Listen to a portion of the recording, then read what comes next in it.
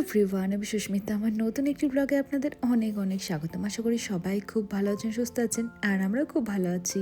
তো চলুন, অনেকদিন পরে আবার একটা বড় ভিডিও নিয়ে হাজির হয়ে গিয়েছি। দিনটা ছিল হচ্ছে 14ই অগস্ট, স্বাধীনতা দিবসের আগের দিন। তো কিছু ছোট ছোট ভিডিওতে তো দেখেইছিলেন, যেহেতু এবার স্বাধীনতা দিবস ছুটির দিন পড়েছিল, সেজন্য ওদের স্কুলে আগের দিনই সেটা সেলিব্রেট করা হয়েছিল। আর সেজন্যই প্রত্যেককে স্কুলে সেদিন যেতে হবেই হবে। ওই ঘড়িতে তখন প্রায় সকাল 8টা থেকে 8:30 মতো বাজে। ঘুম থেকে উঠে নিয়ে এবার চলুন আমাদের ব্রেকফাস্ট আর কিট্টুর টিফিনটা একবারে বানিয়ে নিই। তো সেদিন আমি বানিয়েছিলাম হচ্ছে চিড়ের পোলাও। চিড়ের পোলাও না, এভাবে কিট্টুও এবং আমরাও খেতে বেশ পছন্দ করি। এই যেমন অল্প একটুখানি তেলের মধ্যে কিছু সবজি, এই যেমন টুকরো টুকরো করে কিছু আলু কেটে রেখেছিলাম, এই যে এবার গাজর দিয়ে দিয়েছি, আর পেঁয়াজ, সব কিছু একসাথে তেলের মধ্যে নিয়ে চলুন ভেজে নিই।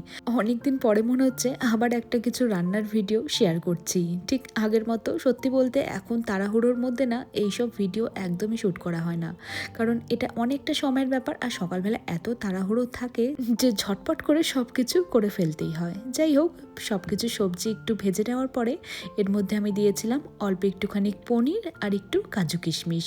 ভেবেছিলাম বিনসও দেবো, তবে কিট্টু না খুব একটা বিনস খেতে পছন্দ করে না, আর ঘরে বিনস ছিলও না। তো চলুন ওদিকে সবজিগুলো ভেজে নিই, আর এদিকে চিড়েটাকে ভালো মতো করে ধুয়ে নিই।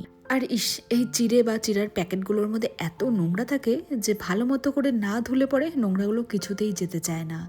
এবার চলুন সবজিগুলো ওদিকে কিছুটা ভেজে নেওয়ার পরে জল ঝরিয়ে রাখা চিড়েগুলো এখন কড়াইয়ের মধ্যে দিয়ে দিই। ও হ্যাঁ, মাঝখানে তো পরিমাণ মতো লবণ দিয়েছিলাম, আর দিয়েছিলাম হচ্ছে সামান্য লবণ, আর ফোড়নে দিয়েছিলাম অল্প এলাচ আর একটু দারচিনির টুকরো। আমার কেন জানি না চিড়ের পোলাও খেতে বেশ ভালো লাগে, আর রোহন আবার একটু পোহা স্টাইলের পছন্দ করে, সেজন্য আবার আমি একটু সর্ষে ফোড়নও দিয়েছিলাম। সব স্বাদ একসাথে পাবো, শুধু কারি পাতাটা দেইনি।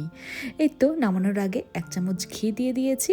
এই যে আমাদের 3 জনের টিফিন রেডি। কিট্টুটা টিফিন বক্সে ভরে দিয়েছি, আর কিট্টুকে স্কুল থেকে দিয়ে আসার পরে আমরা ব্রেকফাস্ট করে নেব, কারণ Friday or work from home করারই দিন ছিল। এবার কিট্টুকে অন্যান্য দিন স্কুলের জন্য রেডি করাতে গেলে একটু স্ট্রাগল করতে হয়, তবে সেদিন উনি বেশ এক্সাইটেড ছিল, কারণ ও জানতো স্কুলে প্রোগ্রাম রয়েছে।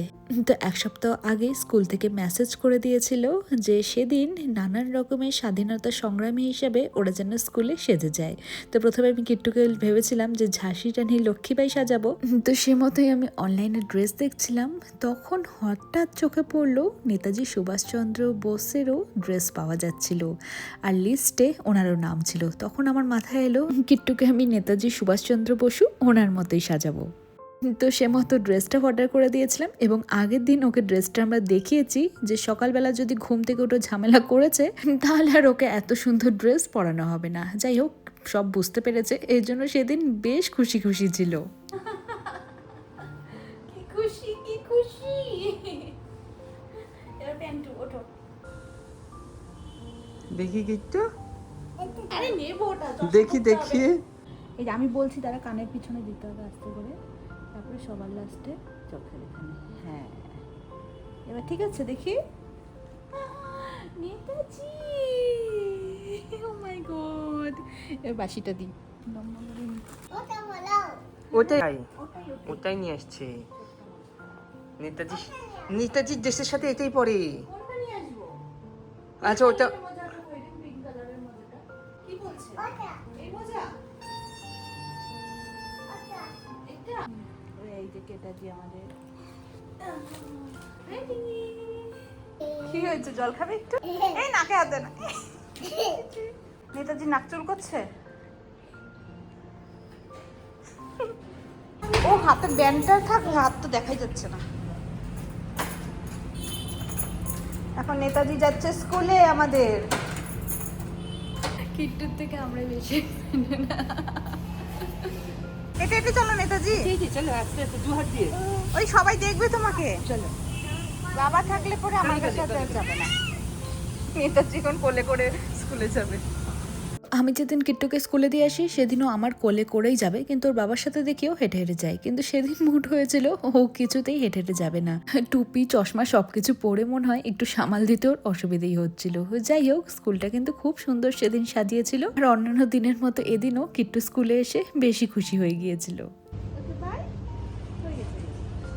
ও ঘোড়া চড়বে নেতাজি। আর বাড়ি এসে আমরাও ব্রেকফাস্ট সেরে নিলাম, আর তারপরে কিছু কাজও ছিল।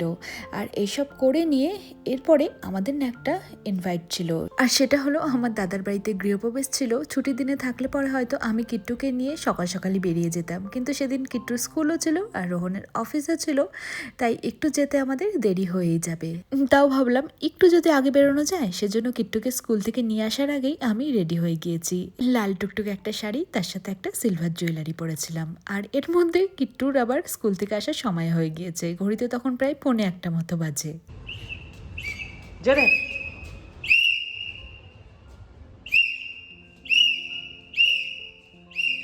নেতাজি চলে এসেছে। ফুল দিয়েছে কে? ফুল নিয়ে আসছে তোমার জন্য। আমার জন্য ফুল নিয়ে এসছো? দাও দাও। কই? Thank you. হ্যাঁ, কি কি করলে তুমি? জুতো খুলছিলে স্কুলে? ওকে, খুলে দিচ্ছে বাবা, খুলে দিচ্ছে। নেতাজি একটু জল খেয়ে নাও, জল খেয়ে নাও বাবা, বাসি বাজাবে। ও মাই গড! তো রোহন ওদিকে কিট্টুকে স্নান করাতে নিয়ে চলে গিয়েছে এবং ও স্নান করে বেরোবে, ততক্ষণে চলুন কিট্টুর লাঞ্চটা আমি রেডি করে নিই। তো ম্যাডাম আজকাল দই দিয়ে রুটি খেতে খুব পছন্দ করছে, আর এদিকে কিছু গাজর সেদ্ধ করে আমি সতে করে নিয়েছি, আর একটা কমলা লেবু নিয়ে নিয়েছি, কারণ এখন যদি ওকে আমরা খাইয়ে নিয়ে বের হই তাহলে আরও অনেক দেরি হয়ে যাবে, এমনকি আমাদের সেখানে যেতে প্রায় 2 ঘন্টা মতো সময় লেগে যাবে। সেজন্য ভাবলাম ওকে গাড়িতেই খাইয়ে দেব। আপাতত চলুন ওকে আমি রেডি করিয়ে দিই। অন্যদিন বাবার কাছে রেডি হতে চায়, আজকে দেখুন আমি যেহেতু শাড়ি ঠাড়ি পরে সেজেগুজে রেডি হয়ে গিয়েছি, ও এখন আমার কাছেই রেডি হবে। সত্যি বলতে পুরো ঘেমে ঘুমে আমি ঝোল হয়ে গিয়েছি। আমি ভাবছি এইসব বাচ্চা কাচ্চা নিয়ে শাড়ি পরে যাওয়ার চেয়ে কুর্তি, এখন তো মনে হচ্ছে এটা ছেড়েই নাইটি পরে যাই, নিজেদেরই তো লোক, কেউ কিছু মনে করবে না। যাই হোক, কিট্টুকে একটা সুন্দর জামা পরিয়ে দিয়েছি, আর এই জামাটা যে দাদার বাড়িতে যাচ্ছি, মানে মাস্তাতো দাদা, সেই মাসি বানিয়ে দিয়েছিল, তাই ভাবলাম মাসিও তো আছে, তাই কিট্টুকে ওর মানি দিদুনের হাতের বানানো জামাটা পরিয়ে নিয়ে গেলে মানি খুব খুশি হয়ে যাবে। যাই হোক, কিট্টুকে অনেকটাই রেডি করতে পেরেছি। এবার চলুন ওকে চুল আঁচড়িয়ে দিয়ে একটু টিপ পরিয়ে দিই। দেখো, ওকেও টিপ পড়াতে হবে, বেবিকেও টিপ পড়াতে হবে। ওকে এরকম এরকম করে দিলে ওর বেবিকেও করতে হবে। তো আমরা তিনজনেই রেডি হয়ে গিয়েছি, কিট্টুর খাওয়া দাওয়ার সব ব্যাগে ভরে নিয়েছি। কিট্টু এদিকে অবশ্য একটু খেলাধুলো করতে আবার ব্যস্ত ছিল, কিন্তু এখন আর খেলাধুলো করলে পরে ওখানে পৌঁছতে অনেকটা দেরি হয়ে যাবে। আর এদিকে সব কিছু করে বেরোনোর আগে পুরো ঘেমে ঘুমে এতটাই ঝোল হয়ে গিয়েছিলাম যে গিফট নেওয়ার কথা তো ভুলে গিয়েছি, যেটা 1 মাস আগে থেকেই কিনে রেখেছিলাম, কিন্তু বেরোনোর মুহূর্তে গিফটটা যে নিতে হবে সেটা একদম মনে ছিল না। ভাগ্যিস রোহন মনে করলো। তো এবার চলুন বেরোই।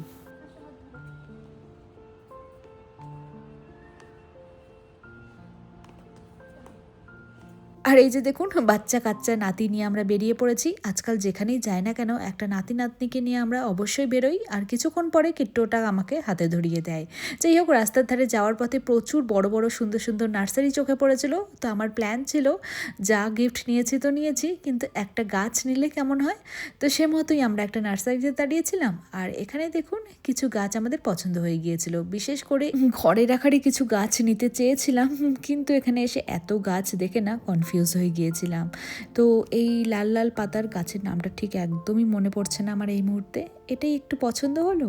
তো এই একটা গাছ, আর তার সাথে পাশে আবার খুব সুন্দর সুন্দর পট বা টবগুলো রাখা ছিল, তো ওটাও একটা নিয়ে নিয়েছি। আর বেশ তাড়াহুড়ো করে গাছটা কেনা হয়েছে, আর একটু সময় পেলে পরে আর একটু ভেবে দেখা যেত কোন গাছটা নেওয়া যায়। তো এরই মধ্যে কিট্টুকে খাইয়ে দিয়ে ঘুমো পাড়িয়ে দিয়েছি।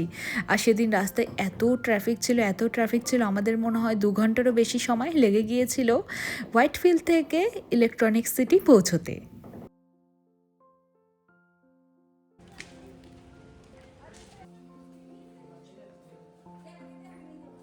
তো আমরা যখন পৌঁছলাম প্রায় তখন বিকেলই হয়ে গিয়েছিল, 3:30-4টে মতো বাজে। গৃহপ্রবেশের পুজো কমপ্লিট হয়ে গিয়েছিল, তো সেখানে কিছুক্ষণ বসে নিয়েই ভাবলাম না, এবার তাহলে খাওয়ার দাওয়ারের জায়গায় যাওয়া যাক। আর আমাদেরও খুব খিদে পেয়ে গিয়েছিল, সেজন্য এসেই ঝটপট করে একটা প্লেট নিয়ে নিয়েছি। আর আমরাই না লাস্ট গেস্ট ছিলাম মনে হয় খাওয়া দাওয়ার পর্ব মেটাতে।